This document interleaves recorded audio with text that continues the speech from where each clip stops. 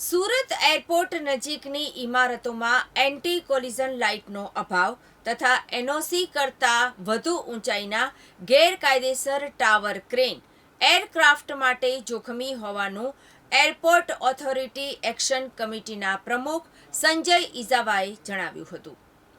તાજેતરમાં અમે જોયું છે કે એરપોર્ટની આસપાસની ઘણી ઊંચી ઇમારતોમાં હજુ સુધી અથડામણ વિરોધી લાઇટ્સ લગાવવામાં આવી નથી, જે ટેક ઓફ અને લેન્ડિંગ દરમિયાન પાયલટ્સ માટે સલામતી સૂચક તરીકે કાર્ય કરે છે। સુરત એરપોર્ટની નજીક બાંધવામાં આવેલી ઘણી ઊંચી ઇમારતો અને ચાલુ બાંધકામ હેઠળની ઇમારતો નિયમોનું ઉલ્લંઘન કરે છે અને એરપોર્ટ ઓથોરિટી ઓફ ઇન્ડિયા દ્વારા જારી કરવામાં આવેલ એનઓસી રદ કરવા અને એરક્રાફ્ટ એક્ટ 1994 હેઠળ કાનૂની કાર્યવાહીને પાત્ર છે। ઘણી ઇમારતોમાં અથડામણ વિરોધી લાઇટો નથી। બધી જ ઇમારતોમાં, જેમાં સૌથી ઉપરના બિંદુ પર બાંધકામ ચાલી રહ્યું છે તે સહિત લાઇટો લગાવવી પડે છે અને નિયમો અનુસાર સૂર્યાસ્તથી સૂર્યોદય સુધી તે ઝળહળતી રહેવી જોઈએ। અમુક ઊંચી ઇમારતોમાં બાંધકામ પ્રવૃત્તિ હાથ ધરવા માટે ટાવર ક્રેન્સ મૂકવામાં આવી છે, જે એરપોર્ટ ઓથોરિટી ઓફ ઇન્ડિયા દ્વારા જારી કરવામાં આવેલ એનઓસીના નિયમો અને પરવાનગી પત્ર ઊંચાઈ મર્યાદાનું પણ ઉલ્લંઘન કરે છે। આ ક્રેન્સની ઊંચાઈ ઇમારતની પરવાનગી પત્ર એનઓસી કરતાં વધુ છે અને તે એરફિલ્ડ કામગીરીમાં અવરોધરૂપ છે। બિલ્ડરો અને ડેવલપર્સને ક્રેન્સની ઊંચાઈ તાત્કાલિક માન્ય સ્તર સુધી નીચે લાવવા અને તેમના ટાવર ક્રેન ટોપ પર પણ અથડામણ વિરોધી લાઇટ્સ મૂકવાનો નિર્દેશ આપવો જોઈએ। આ ખૂબ જ ગંભીર મુદ્દો છે અને સુરત મ્યુનિસિપલ કોર્પોરેશન અને ડેવલપર્સે વિમાન અને મુસાફરોની સલામતી માટે અથડામણ વિરોધી લાઇટના નિયમનું પાલન કરવાની અને ટાવર ક્રેનની વધારાની ઊંચાઈ ઘટાડવાની જરૂર છે।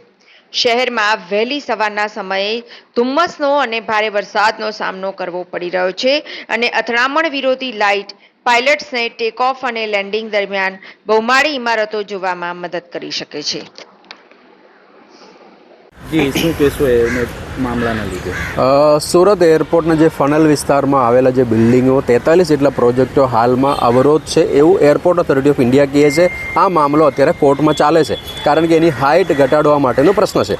જ્યારે આ પ્રશ્ન અડધો મીટર કે અડધો મીટરની આજુબાજુનું જે મીટર માટેનું જે પ્રશ્ન હોય, ત્યારે સુરત એરપોર્ટની સામે નવા જે નિર્મિત બિલ્ડિંગો છે એ બિલ્ડિંગ બનાવવા માટે ટાવર ક્રેનનો ઉપયોગ કરવામાં આવે છે। આ જે ટાવર ક્રેન છે એ જે બિલ્ડિંગને આપવામાં આવેલો જે એનઓસી છે એની અંદર જેટલા મીટરનું જે મેન્શન કરેલું છે એ મીટર કરતાં પણ વધારે 15-20 મીટર જેટલું વધારે અવરોધ ઊભું કરી રહ્યા છે એવું અત્યારે હાલમાં દેખાઈ આવે છે। કારણ કે આ જે કન્સ્ટ્રક્શનની અંદર યુઝ કરતા ટાવર ક્રેનના પણ મંજૂરી લેવાનું હોય છે, એનું જે હાઇટ એનાથી બી વધારે જતું હોય તો પણ કોઈ વ્યક્તિ એનું મંજૂરી લેતા નથી અને સીધા એરપોર્ટ ઓથોરિટી ઓફ ઇન્ડિયા આપેલા જે એનઓસી છે એનું વાયોલેશન કરી રહ્યા છે। સાથે સાથે એની ઉપર એક એન્ટી કોલિઝન લાઇટ ફિટ કરવાનું હોય છે। બિલ્ડિંગનું કામ જેમ પૂર્ણ થાય એની ઉપર લાઇટ ફિટ કરવાનું હોય છે। આ લાઇટ ફિટ કરવાનું પણ તસ્થી કોઈ ઓથોરિટી આ ચેક કરતા નથી અને બિલ્ડરો આ કરતા નથી। તો આ બધું આપણે ઇન્વિટેશન આપીએ છીએ ભાઈ પ્લેન અકસ્માત જેવા ઘટના માટે। તો એટલા માટે આ પત્ર કલેક્ટર અને એરપોર્ટ ઓથોરિટી ઓફ ઇન્ડિયા અને એસએમસી કમિશનરને મોકલી આપવામાં આવેલું છે અને તાત્કાલિક કાર્યવાહીની માંગ કરી છે।